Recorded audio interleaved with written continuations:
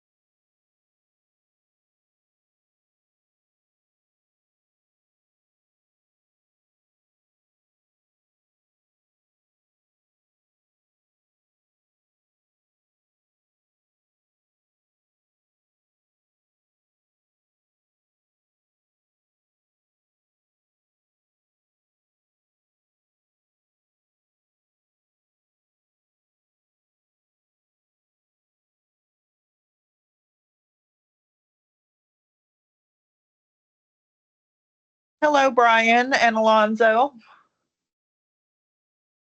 Hey, can you hear me, Deb? I can. Hi, Hello, Debbie. hello. Hey, Brian. Hey, what's going on, Alonzo? Hanging in there, hanging in there. Hope everyone's had a good day. Likewise. Thank you. So far, so good. That's great.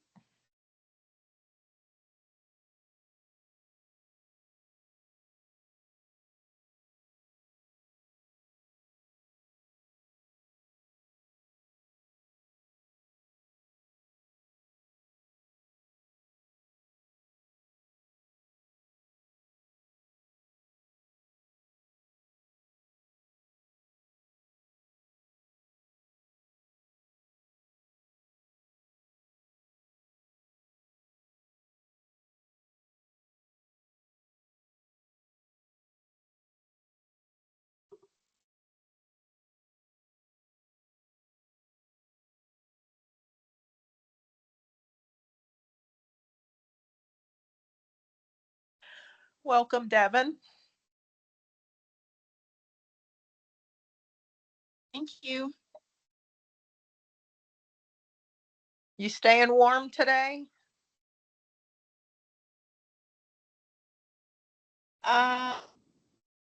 Well, I don't warm. Yes, kind of, but not warm like Florida warm, but warm for our standards. Well, that's good. Hello, Brian and Sandra. Although it's kind of melting and everything's a big mess now, though. So now we're in messy season. Oh yeah, as you transition from winter to spring, it melts and then refreezes and then melts and refreezes. Luckily, this Yeah, should be the massive last puddles cold everywhere, like snap we Curtis. get.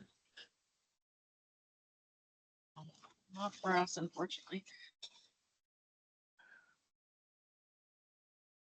It's Christmas in March. What's going on around here?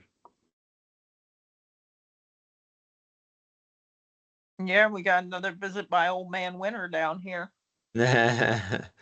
He's making his rounds. What's going on? Get out of here.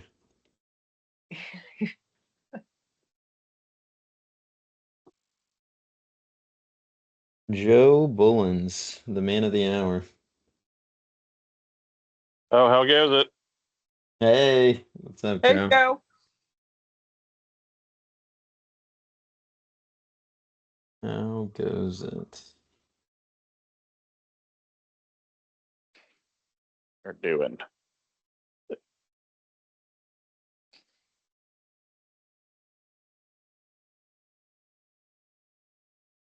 Figure we'll probably give everybody till 6:05 to get started.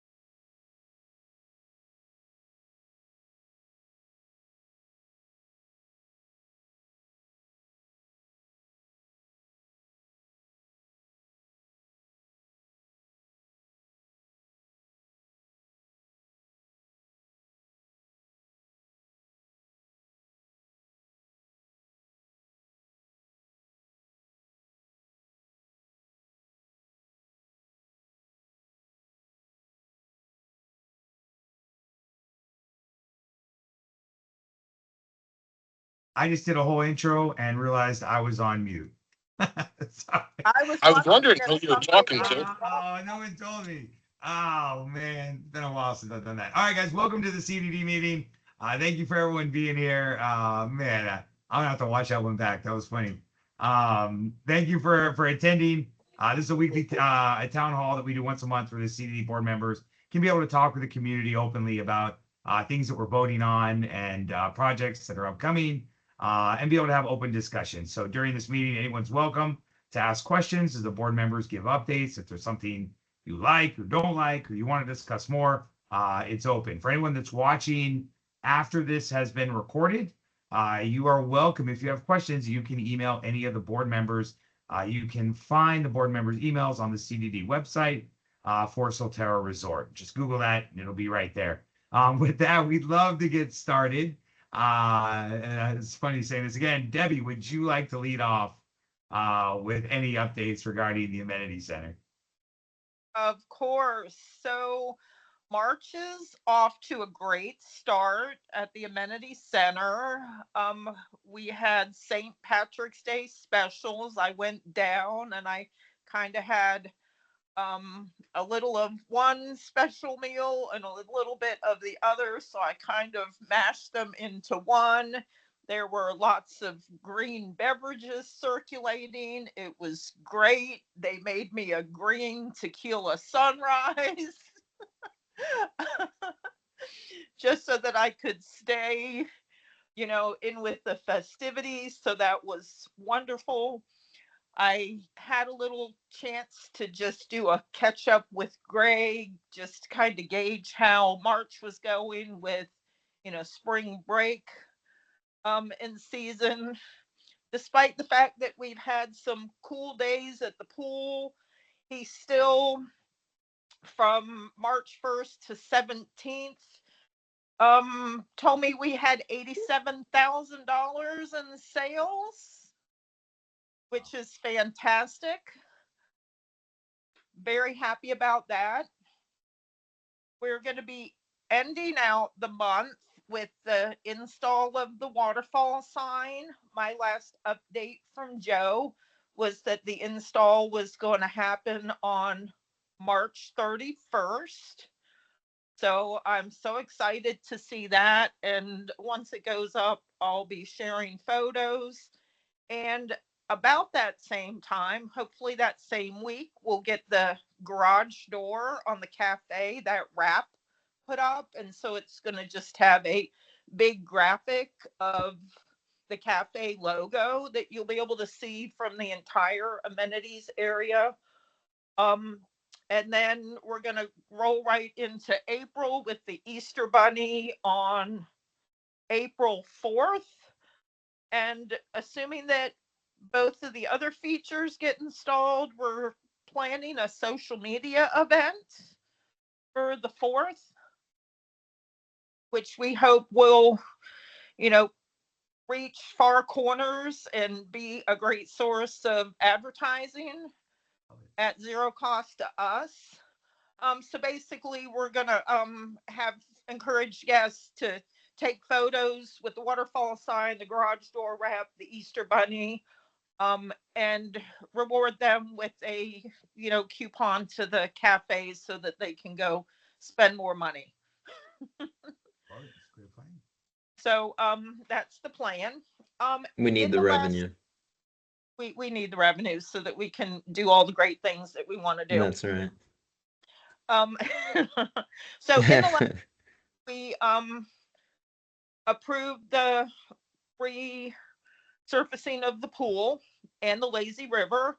For those of you that were not tuned into that meeting and may have not heard otherwise, when we drain the lazy river, we're going to install lighting inside of the river, as well as some deck lighting so that we can operate it after dark. And we're also going to put a heater in there. That's one of the biggest complaints during the cooler months from guests and homeowners alike, is that the lazy river is not heated. And then we'll follow with the main pool resurfacing a little bit later in the year. I think that Brian and Joe and I have discussed the prime time to do that, so that we can have minimal interruption to guests during what we expect to be the busiest periods. And it looks like the lazy river resurfacing is going to begin on April 13th. So we'll get through Passover, we'll get through the week of Easter. They'll start on that, and the timeline is about 6 weeks. So we should be able to wrap that up just in time to get into the Memorial Day and summer holidays. That's right. Yeah. Um, and I think that's all I have on my mind right now. As the call progresses, there may be some other conversations that prompt some additional comments. Great. That's great. I know, Brian Mendez, you have updates on the budget. Is that right?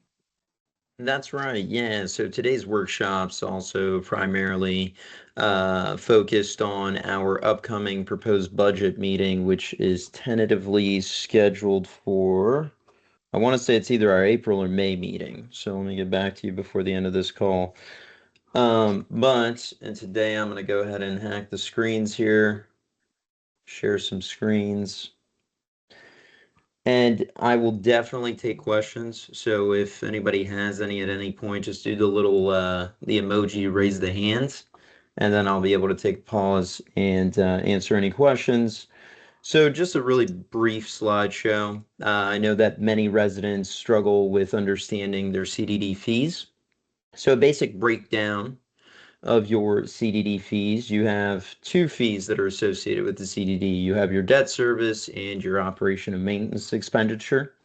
So in this slide here that you see before you, kind of delineates which is which, and what those funds are applicable for.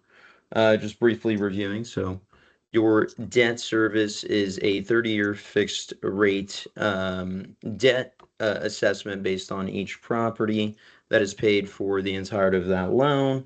And then the actual cost to upkeep the community, keep the landscape looking good, keep the pool nice, so on and so forth. That is what's called your operation and maintenance expenditure. So these are just some examples of what your community would have for maintenance expenditures. So landscape maintenance, aquatic maintenance, treating the ponds. You guys have an F&B cafe venture, signage throughout the property, things like that, as well as roadway. We're working on installing some speed humps, so that's coming out of your O&Ms. And then just some basic information on budgets, how they're finalized, proposed budgets, hearings, and obligations. So I'll make sure to pass this around to Joe, maybe in their next monthly communication to the residents. He could send something like this out just to answer any questions while we're in budget season. And then to dive straight into our budget, I'll actually pause for a second. Did anybody have any questions for that quick slideshow? I have a quick question. Is there a benefit if homeowners pay off their CDD bonds early? Is there a benefit for the community if that happens? Yeah, it's a good question. So it depends on the individual's, property achievements. For instance, if you don't plan on, living in Solterra for the next 15 to 20 years and you decide to pay off this bond assessment, you're technically paying towards the next benefactor. However, that could be negotiated in terms of pricing. That's something that you could wave around in the sale of a home. However, there's no absolute benefit to just immediately paying off your bond other than you want to limit your annual costs for any reason. But it is a fixed rate. Okay. So looking at your budget, working with the board pretty close here, one of our goals was to ensure that we were limiting increases, as much as possible. So this year, the way the budget is currently structured, you are reflecting no increases. Now, with that, obviously there's some changes that we're going to be looking at here. So going through the budget, our program revenue in the past, we used to account for, some high figures, but we're really trending in a lower direction. Now, why that's important is if this claims as revenue. So if we say that we're going to make an additional 200,000, that now impacts how much assessments are collected. So bringing it down to a realistic number of where we're trending and trying to be ambitious and, overachieve that goal should be the model that we're stepping into, plus your fixed costs. So these three lines here make up your general fund income of a total of this. This is X, let's call it. And then you're going to have your expenses that we're going to go into. So I'm open to seeing if anybody has any questions on these lines. I'm not going to go in depth into all of them because, for instance, this financial administrative section, it's just your general costs. It's legal, your management, your compliance records, your advertising, stipends for supervisor fees. So very general stuff. If you see here, there are some variable increases throughout the first category. And this is just reflected to update current contract, current trends, current inflation patterns, things of that nature. And I will note that one of the ways to keep the budget assessments down, we had a lengthy year of basically catching up on a lot of projects, and with that, a lot of legal involvement. So next year, now that we've kind of caught up and executed a lot of these big items, we should be able to manage bringing the district council fee down by $10,000 as long as we're conscientious and working with district staff as much as possible. Scrolling down, you'll see some variable increases that I'll cover on the big notes here. So the guard and gate facility maintenance and repairs. So this is currently following your trend model for facility maintenance and repairs. So your budget last year was 12,500. To follow trend for the foreseeable future, we brought that up to 41,280. You see a variance of roughly $28,000 there. That is why. These other lines here, you're currently budgeted for a certain amount, but we're not tapping into it, so we're bringing those down significantly in order to offset costs. The big one is going to be this conversation. So the security guardhouse staffing, we are working as district staff right now to seek other options for guard attendance or just attendance presence in the guardhouse. With that, if our goal is to keep assessments at level to ensure that we're catching up with all of our current contracts now, it would require for us to revisit this line and potentially entertain deducting it by 230,000. The idea, I won't go into depth now, but in our next board meeting, I'm sure we will be having this discussion. Scrolling down, you see some security monitoring services. So just following the trend there, no contracted amounts that are hitting this line, but trending to finish the year around the mark. So keep up to date on that trend. Your security systems are now caught up to contracted amounts. So prior here, you had a budget amount, but now these are all your written contracts and financial obligations for the year. So you'll see a pretty big jump there. Scrolling down, utilities, just setting to trend where we're at. Scrolling past here, your pond and wetland maintenance. So this line, your current contracted amount is a little less than 30,000. So we were able to allocate 23,000 out of here to feed back into the other lines in the budget.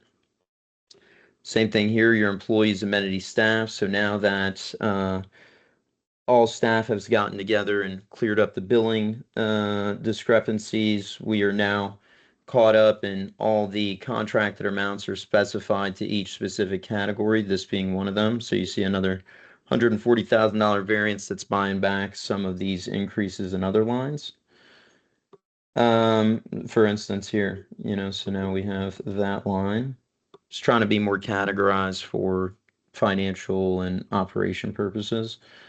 Your pool contract is a big one. So prior to the year beginning, we had identified that our current pool vendor was on an extremely limited scope and billing was not being done correctly. So we did engage with a new vendor that has brought us up to the current cost this here. And then, so that's the general fund. And then the last piece of conversation as to keeping assessments level. Our reserve study stated that we needed 318,000 roughly a year. I believe over the last 2 years, with some of the objectives that the board has had, that dollar amount has been a little higher to account for, some of these pool resurfaces, all these ongoing projects that we have taken over the F&B Cafe. So again, to keep assessments down, we're basically just bringing it down a little closer to the reserve number. And the idea is, this is to buy back the year, and then next year we could revisit if our reserve fund will need some extra funds. But the current amount should cover the pool resurface for the next fiscal year. As the Deb said, in this fiscal year, we're going to be finishing the Lazy River. And then by the time we begin the pool resurface itself, it will be the new fiscal year, which would be coming out of this. And that's all I have for now. I'd be open to comments, feedback, questions. I have one question. When you were talking about the reduction in security, that one, is that at the recommendation of Bobby? Has he been involved in that, or is that? No, I know nothing about that. Okay. Okay. So I think that's more of a conversation for she. That I don't think that's a conversation to have at the moment. Okay, sounds good. Yeah, so we've been working with staff to brainstorm. This is, for a reminder, this is a budget workshop. Nothing has been solidified. The board has not had their proposed budget yet. This is basically a time where we do some educating on the budget, kind of see where the goals were, and see some initial brainstorm ideas on how to keep assessments level. But nothing's in concrete, so please don't take this as concrete. This is just the first draft. I have a question regarding the maintenance for the guard booth. I know last year we exceeded that number basically because we needed to redo the air conditioning system there. I would think the number would go significantly lower as, a majority of the work have already been done. And obviously it's such a small area to foresee, a line item that high. I don't think we would reach that, but I mean, that's just something to look at as far as what we actually spent money on last year redoing, in that particular aspect of the community. Which line So are you far this referring year, to we specifically? replaced the Alonzo. Unfortunately, we had to replace the gate, so that comes out of that budget. And then repairs, the guard shack's looking pretty rough, so we're anticipating, some repairs and kind of some refreshing possibly to get that area looking more appealing when you enter. So I think that's why that line item was left kind of on the high side. Hmm.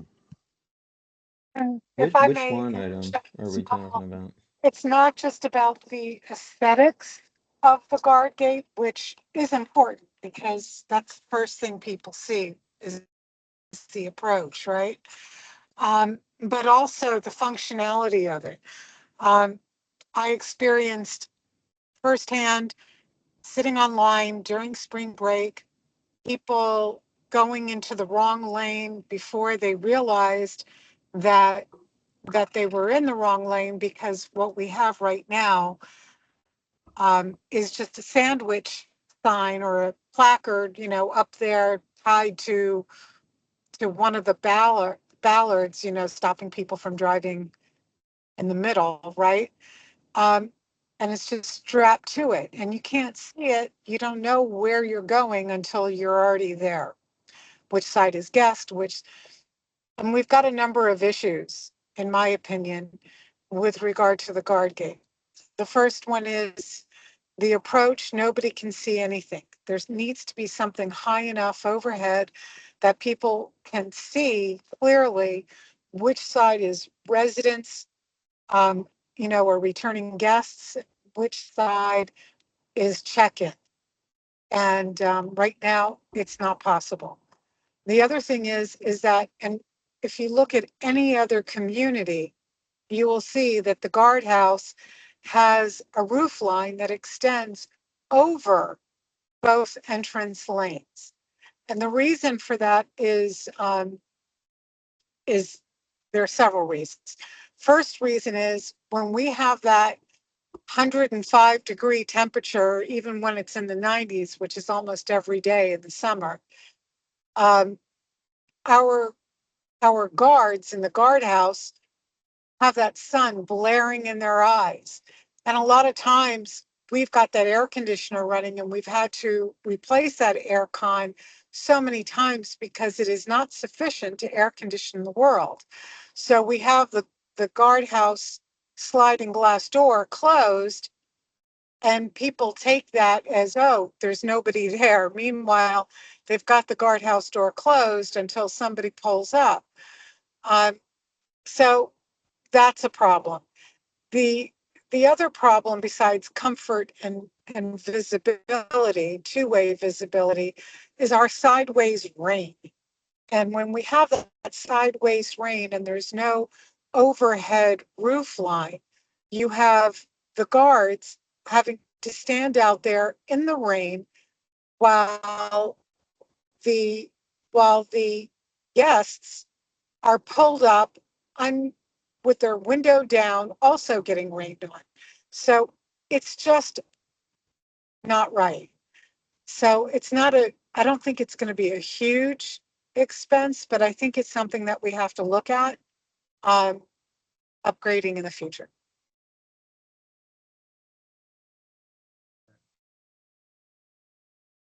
Now, good call. Which we will be, so that also reserve budget, that's when that comes into play.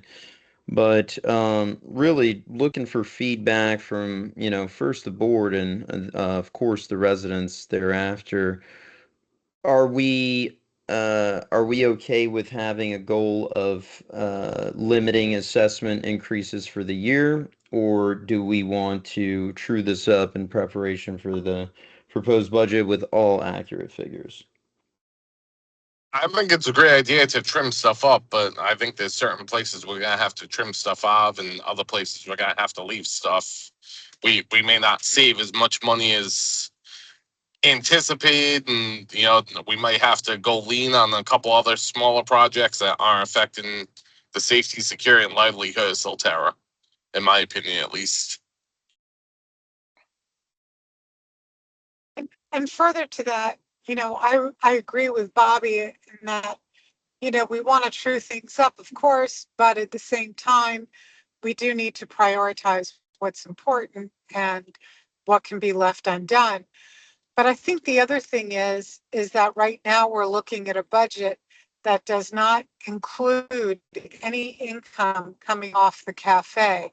And as we've seen, we've got a pretty strong of income.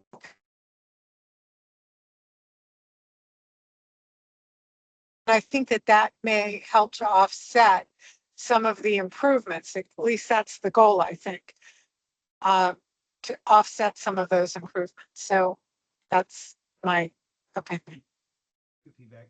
Also, if I could jump in as well, for people that are watching, I think last year when we had the ability to vote on the budget, or the last time we voted on the budget, we had the ability to try to reduce what homeowners would pay or keep it at the same amount, knowing that we had the cafe we were taking over, knowing that we had the pool project coming up, with the hope of eventually, being in a much better spot this year and being able to make it through and see what the cafe could do on its own. So I think there's definitely, like Karen said, we're in a completely different scenario this year than we were in that last year, which is, I think it's very exciting that we've got a better position, and we're prices are rising, but we've taken back some of the control that we didn't have in the past.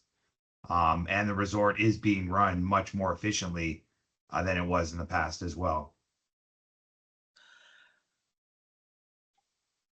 So I would be supportive of not increasing fees to the homeowners this year at all. I mean, ultimately, my goal is to begin to reduce the budget related to the new revenue stream that we're going to be having. I'm not sure that this is going to be the year to start to actually turn the ship in that direction. I think next year will be a much better chance of being able to hand us all back some savings. So I think that we need to do everything that we can to kind of hold the line and not result in any operational increases to homeowners. So Yeah, good feedback. the question with that, and I agree. I mean, we want to try to hold things to the status quo as much as we can. Um, but we do have some pretty big expenses coming up, and things that I think are priorities.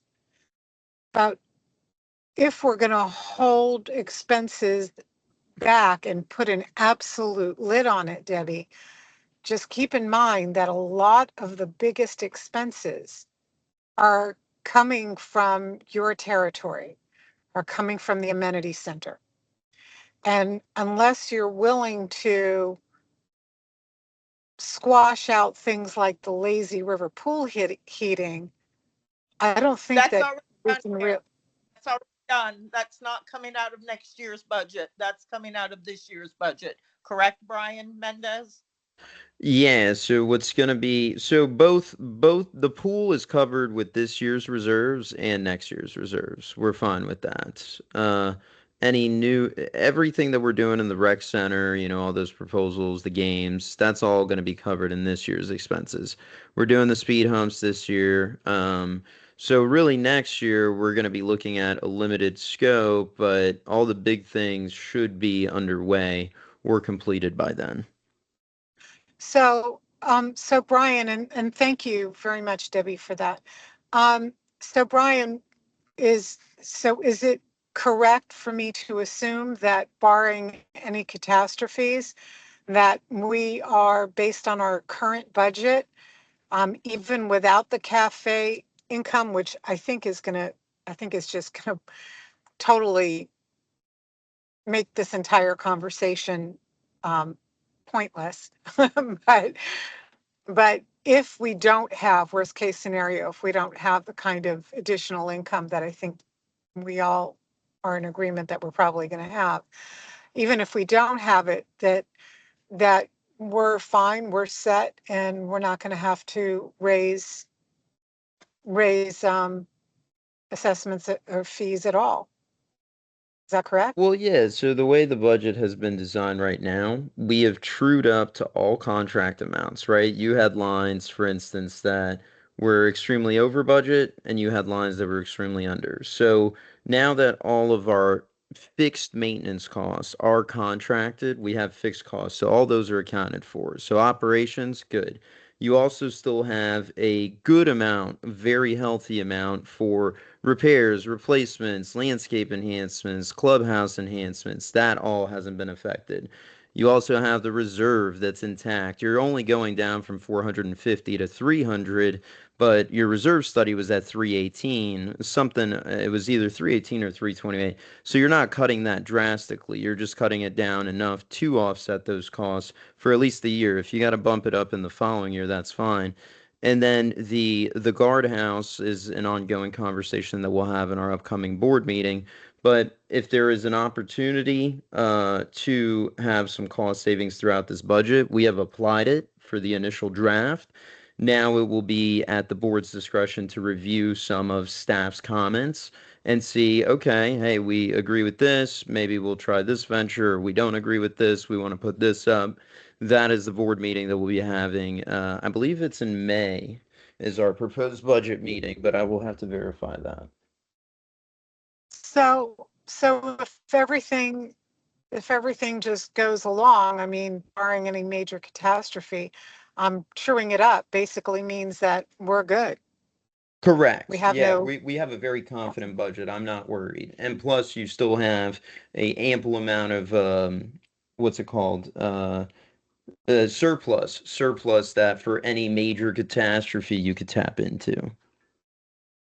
Yeah, our that's budget amazing. meeting will be in May. Proposed budget in May. I think all we really That's need amazing.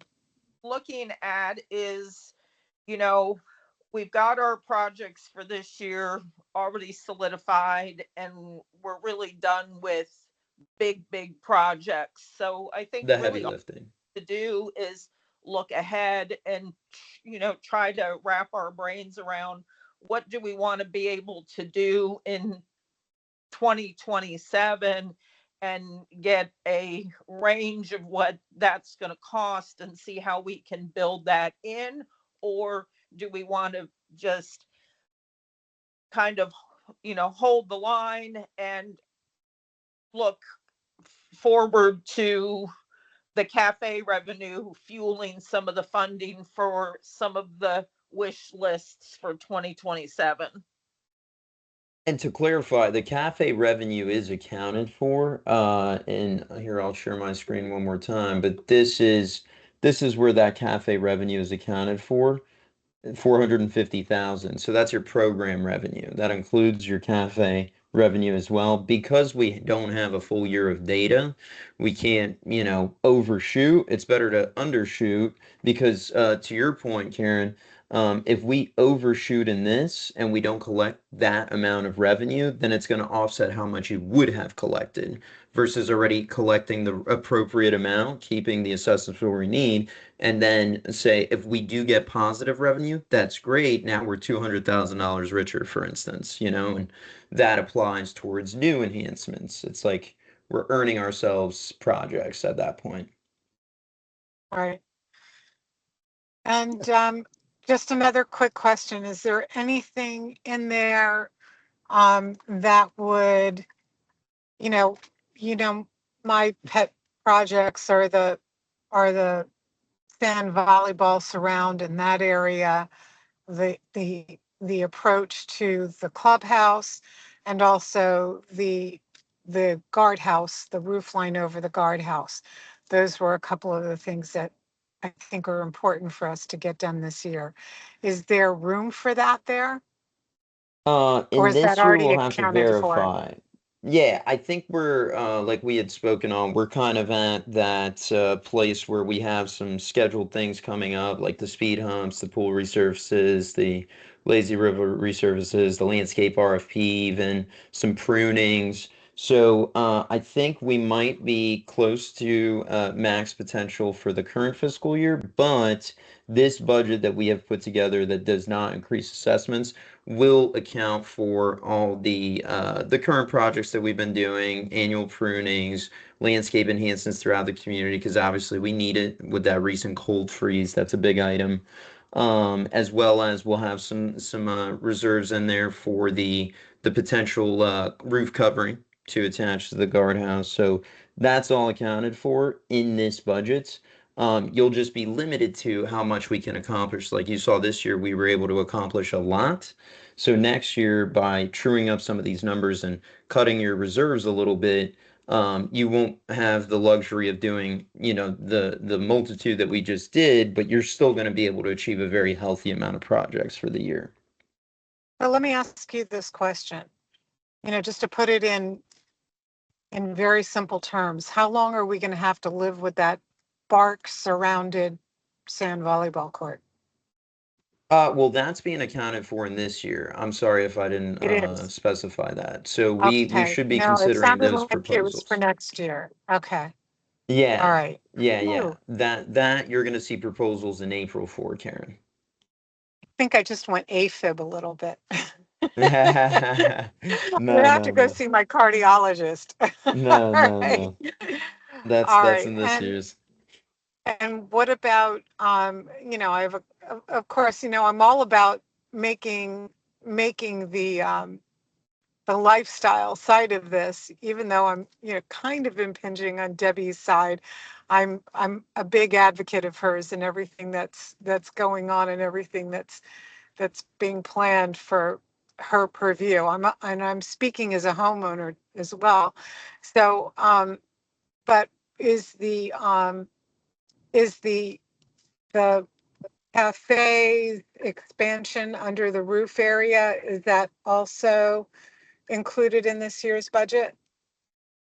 I no, the cafe's expansion is gonna have to go to next year's budget. I don't know, Yeah. depending on the price, right? Debbie and I are working on the concepts and some rough costs, but we are kind of tapped out for the year on our big projects. Yeah, and I think that once we get some, ballpark figures, and then we can look at, moving forward with that. But that could be, as soon as January, keeping in mind that, we're already going to have one big pool construction project going on. We probably don't want to piggyback another one right on top of it at the same time because we want our guests to be able to enjoy the amenity center. And I think that might be a little overbearing.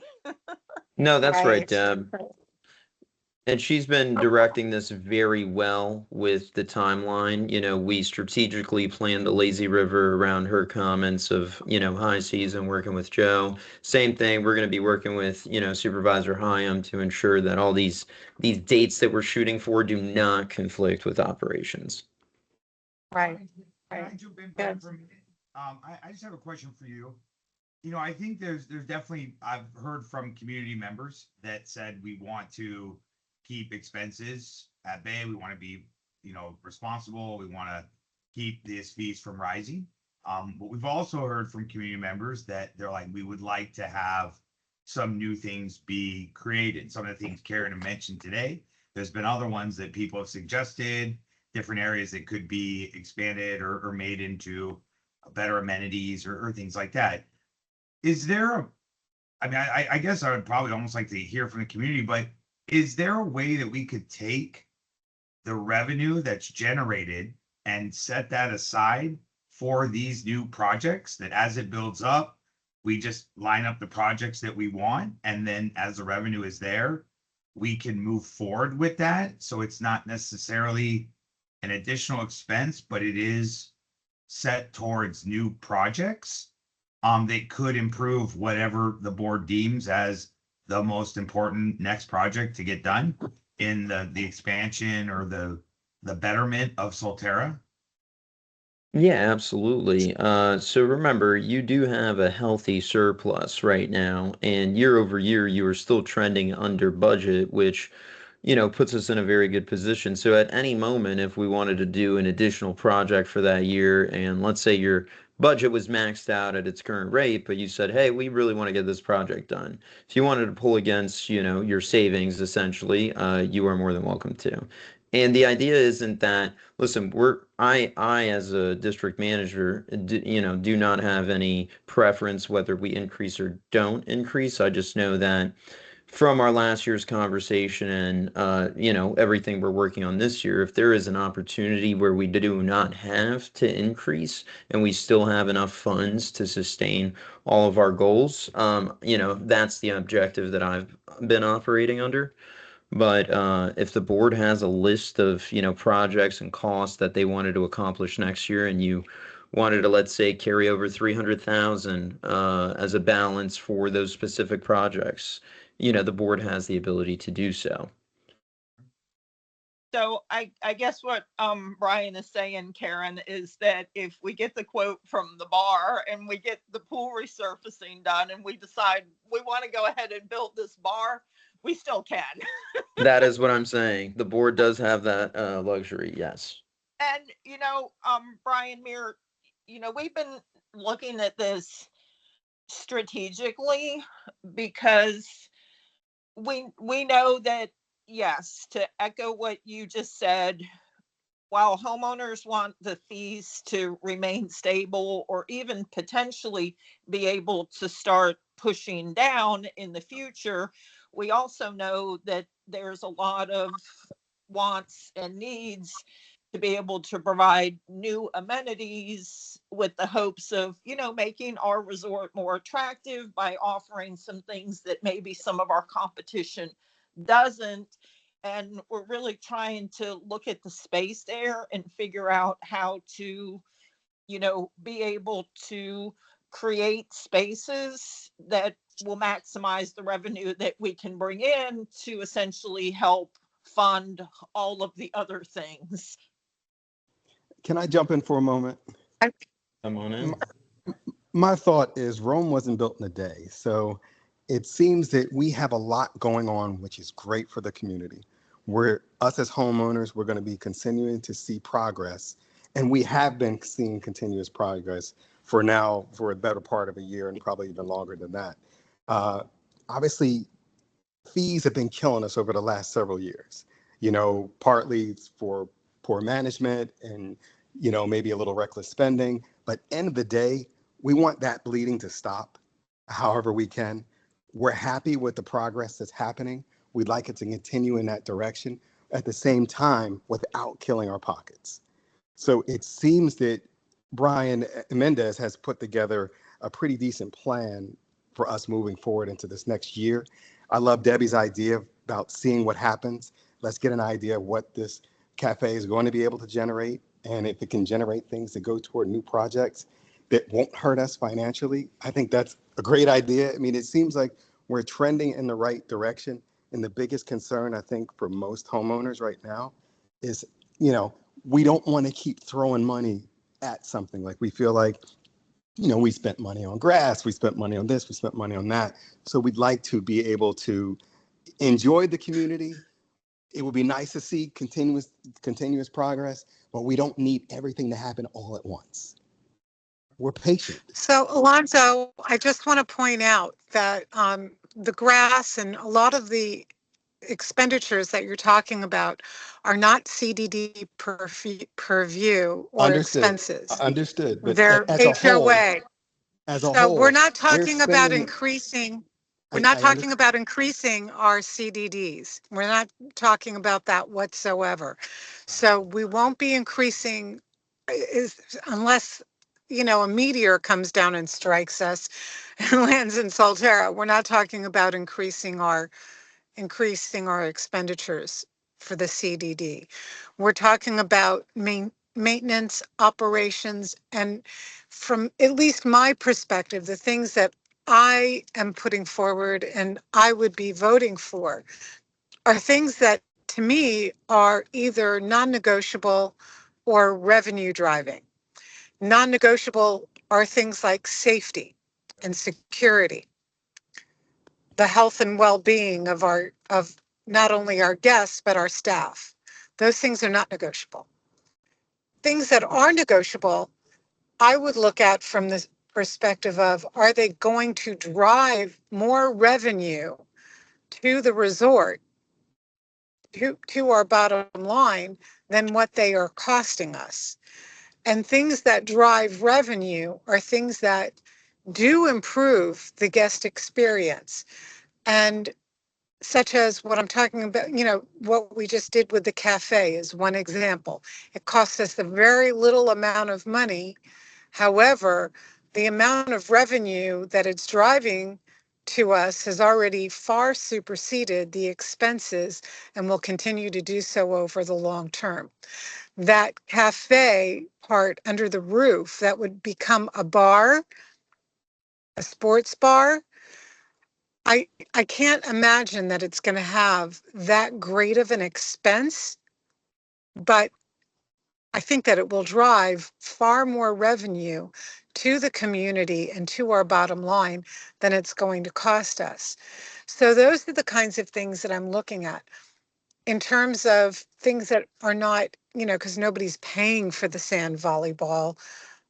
However, the guest experience of having that vision as they enter the clubhouse and having the use and enjoyment does impact the overall guest experience. And I have seen from the few things that we have done over the last year or two has actually had an impact on our reviews and on the guest experience, which from what I'm seeing, and I know this because I list a lot of houses here, I can't show them all the time because they're suddenly getting booked and not at the lowest rates. So, things have, even though the market's not all that improved, the guest experience has improved. And so our bookings have improved, which falls right down to our bottom line. Okay, sorry, that was it.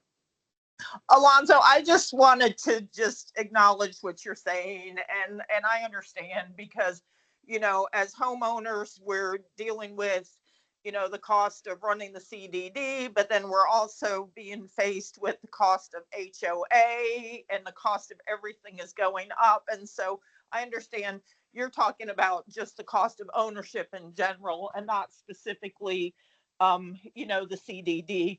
And that Correct. is a concern of everyone's. And, we do a fair amount of traveling, and we do a lot of cruising, and we go to a lot of all inclusive resorts. And every time we go someplace, I'm kind of looking at what these resorts have to offer, and I'm kind of comparing them in my head to what we have to offer. And so every time I go someplace, I come back with an idea and I go, oh, we could do this here.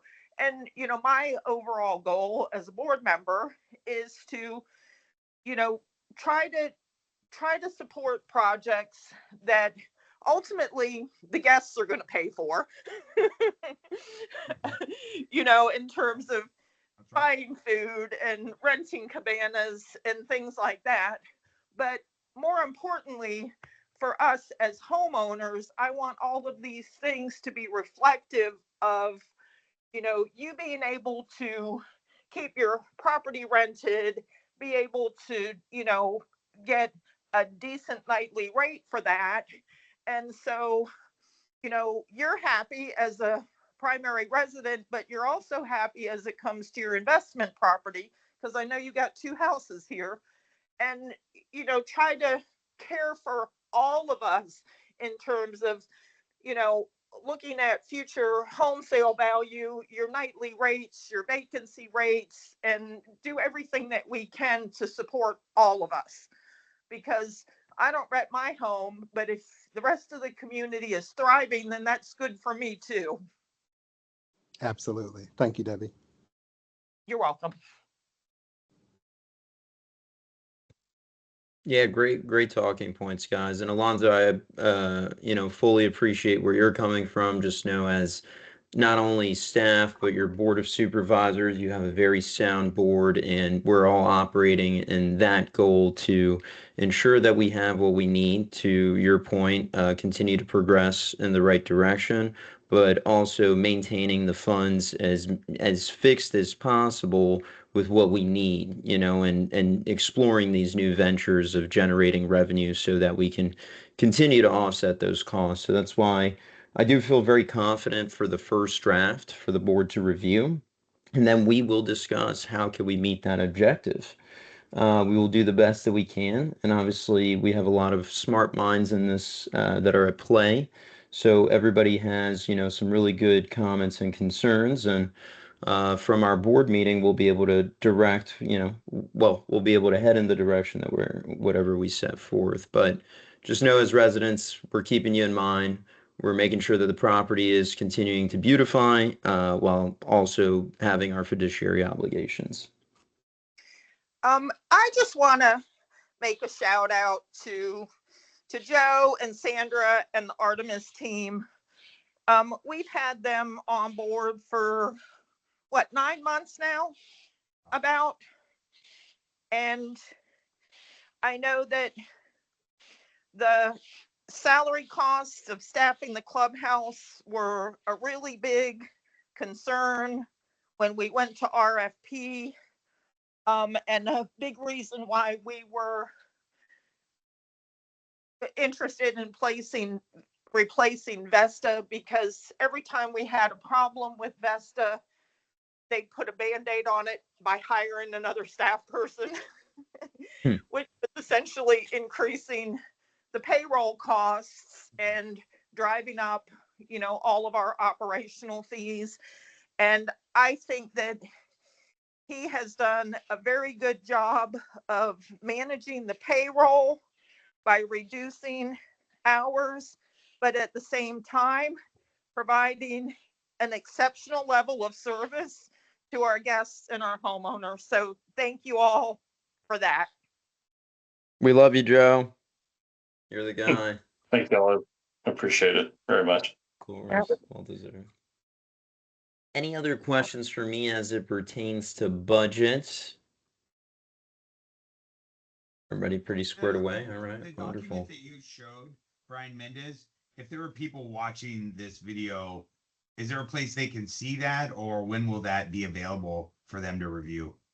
So the budget that you have just seen is in draft form. In May, the board will be meeting on May 1st. May 1st, the drafted proposed budget will be available 7 days prior. So look out for it on the 24th of April.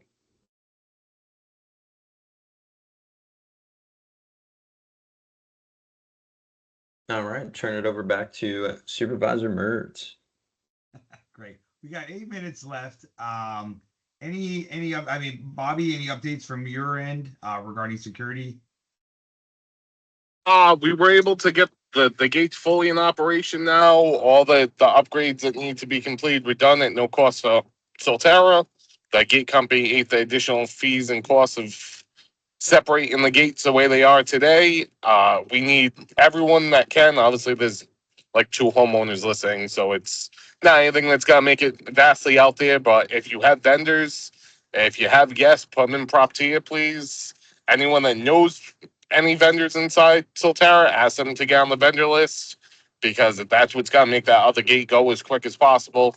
They can scan. There's no reason for them to stop, talk to security, or hold up the line at all. And that will just keep our traffic flowing safely and efficiently. I just want to say about traffic flowing that that one of our primary residents, after I sat on the queue while I was on this call, waiting my turn to turn left, decided to bypass all the traffic and jump in the middle and and go against traffic and cut everybody off. I it's a problem and I don't know what we do with it, but it's predominantly primary residents who are doing this. So I don't know how we get the word out. Everyone, when I'm up there on Fridays and Saturdays, it's everyone. It's people with passes. It's people that don't even belong in here. People that just think they're privileged and don't have to wait in traffic and they're better than everyone else. It's just, unfortunately, I've spoken to Polk County sheriffs. They're not really staffed enough to come out and kind of sit there and babysit traffic. As much as they would love to come write everyone tickets and harass everyone, they just do not have the staff to actually sit out there and enforce traffic. Security's done a great job at having people, pull a U-turn if they don't have an owner's card or a white card.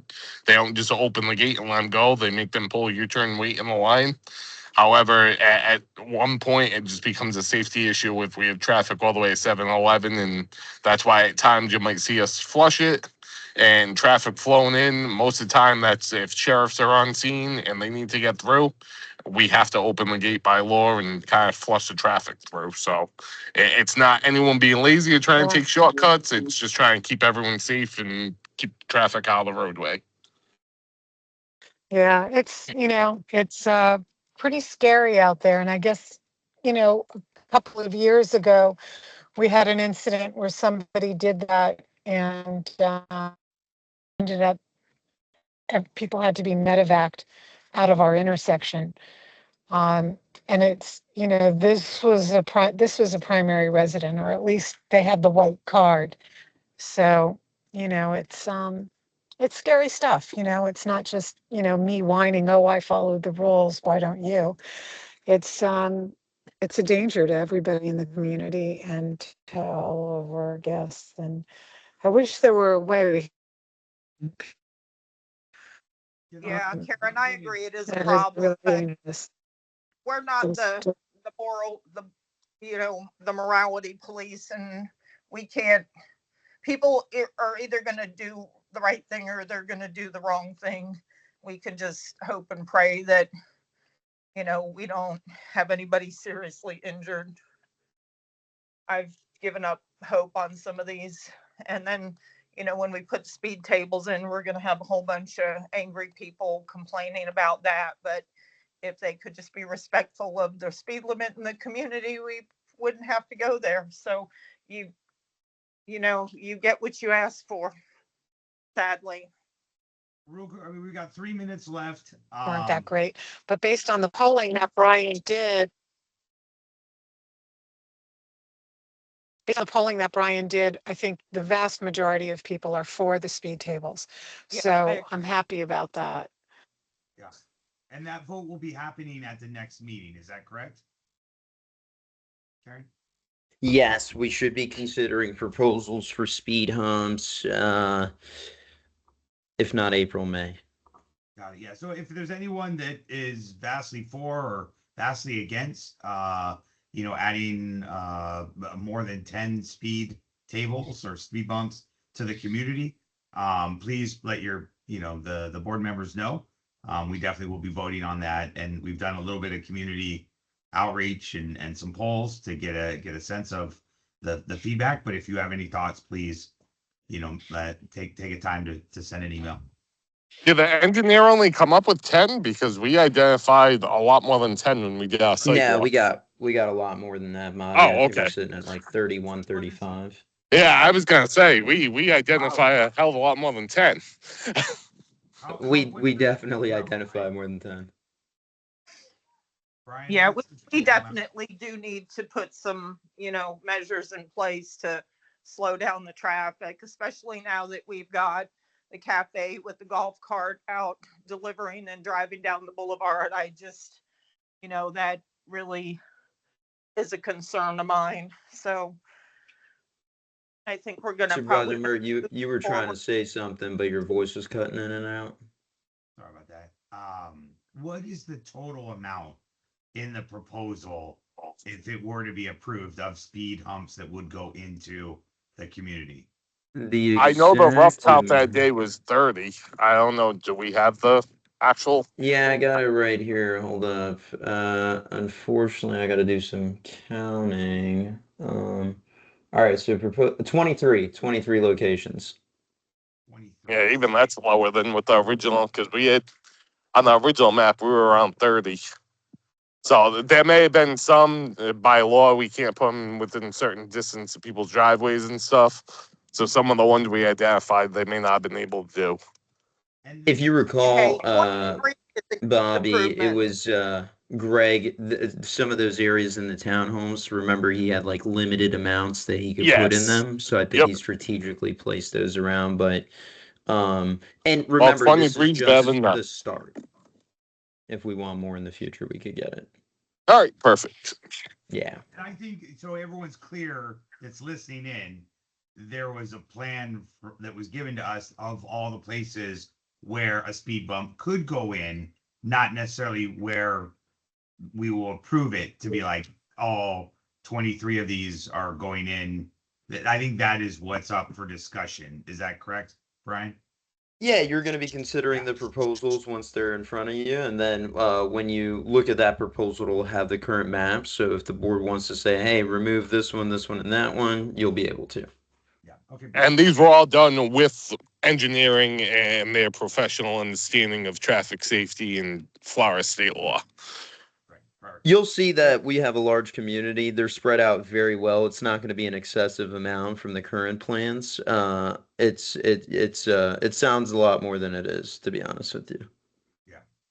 So again, anyone coming to the next meeting, or if you have things you want to say about this in the community, please email board members ahead of time, or we'll see you at the next board meeting and we can vote on it there. But with that, I think we have reached 7 p.m. Thank you guys for attending. Wonderful meeting again. Thank you everyone that took the time to be here. And we appreciate all of you, and we're moving forward to make Solterra a better place. Come on now. I'm sorry. I have one question before everybody leaves, Yeah, because I don't know how to get a hold of anybody. We're new owners, And I don't know anything about the pool resurfacing. How do I find out about that? Debbie? You want me to Well, chime in? so the district has a reserve study done periodically, and what that involves No. is Oh, sorry. I Can don't you want to cut just you give off. her contact information? Can you just give her contact information? Yeah, I don't want to waste Of who to anybody's time. I'm so contact? sorry. I was trying to wait till the end to see if there was question time. I apologize. No, not at all, Kelly. Hold up. Let me drop in the chat. So your best resource, Kelly, is going to be the CDD's direct website, which I'm about to drop in the chat right here. It's going to have all of our contact information. It's going to have the meeting links, where we meet, times, dates, all of that good jazz, including our you. emails. Yeah. Thank you so much for that. I really appreciate it. Of course. Yeah, check out that chat. For everybody on the call, it's solterraresortcdd.org. We're glad to have you .org. here, Kelly. Brian, thank you so much for putting this together back in the day. This is just such a brilliant thing to do for everybody. Thank you. I really appreciate it. Things better. All right, yes, guys. thank you, Of Brian. course. Of Thanks all. course. And Brian. Brian and Brian. And yeah, Brian and Brian. The Brian and Brians Brian are and the back, Joes baby. and We're the cooking. Tianas and everybody else. You guys are amazing. Amazing. Take care, everybody. Thank you all, everybody. Thank all. you, Take care. everybody.